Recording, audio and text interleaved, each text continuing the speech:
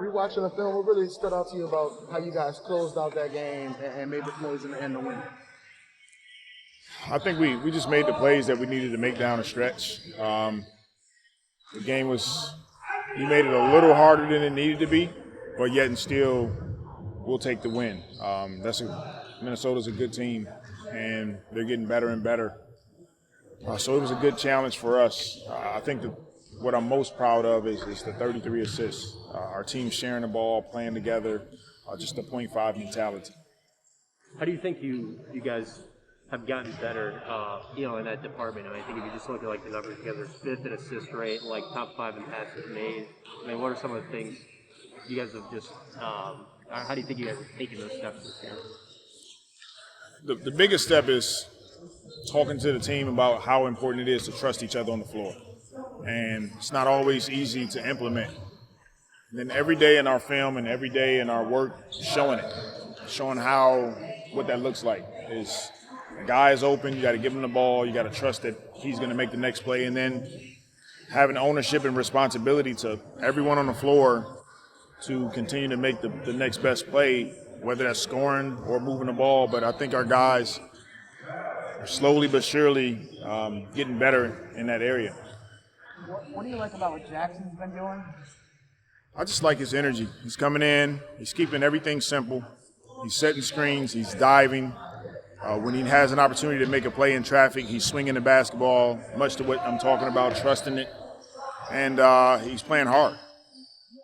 You feel like part of his success has been just running the floor really well, and that's how he's getting some of these baskets?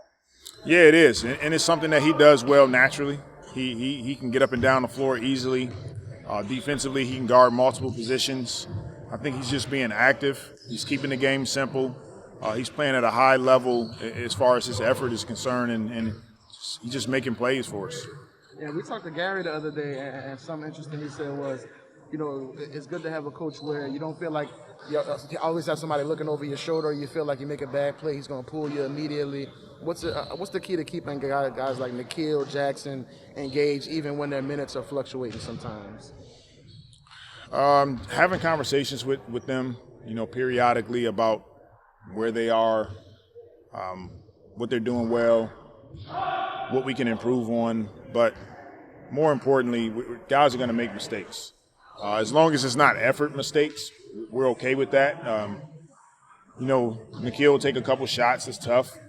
That happens. But as long as his intent and those guys' intent is to make the next best play or make the right plays, we can live with it.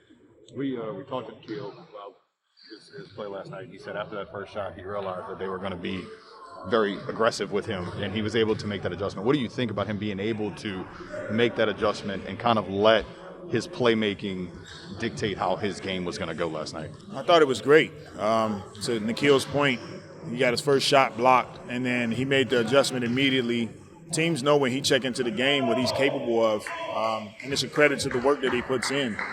On top of that, and I've spoken to Nikhil about this, is Nikhil has opportunities when he is in a game to have big games for us.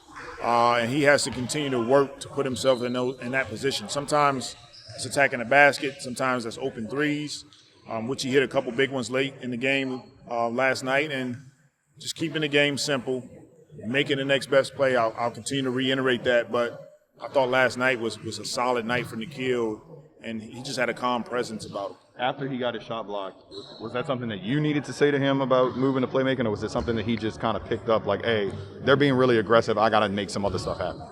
No, I didn't say anything to him. It was all him, just understanding what the defense was doing. I read something last week where I saw Sean Payton reference texting with you about defense and things like that. We talked about Monty and Steve Kerr. Do you like talking or texting with coaches from other sports and just picking their brain, even if it's just about life stuff or even how the sports could correlate or things like that?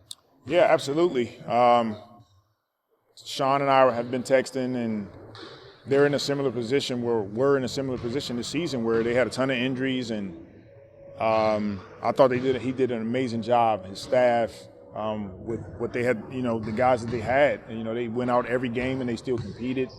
You can tell that their preparation was off the charts, and I'm trying to learn some nuggets from what the Saints were doing. And he and I have been texting a little bit back and forth, and like he said, talking about our defense. And anytime teams can defend and they play hard and they compete, you give yourself an opportunity to win games. And that's kind of what I took from those conversations.